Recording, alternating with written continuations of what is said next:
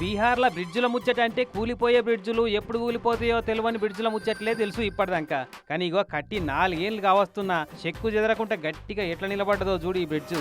Bihar Purnia city అవతల అక్కడి real estate బేరగాళ్ళంతా కలిసి కరికోశి అనే నది మీద కట్టించిన బ్రిడ్జ్ అట ఇది. ఇక్కడ ఏదో పెద్ద గవర్నమెంట్ ప్రాజెక్టు రాబోతుందని జనాలను నమ్మిస్తందుకు అక్కడి రియల్టర్లంతా సిండికేట్ అయ్యి అక్కర లేకున్నా ఈ బ్రిడ్జ్ కట్టించిరట. ఇది చూసి సర్కారోళ్ళు ఏదో పెద్ద డెవలప్మెంట్ చేస్తే ఉన్నారని నమ్మి ఈ బ్రిడ్జ్ చుట్టుముట్టు కొనిపెట్టిన భూముల రేట్లకు రెక్కలు రావాలని ఇట్లా డిసైడ్ చేసిరట.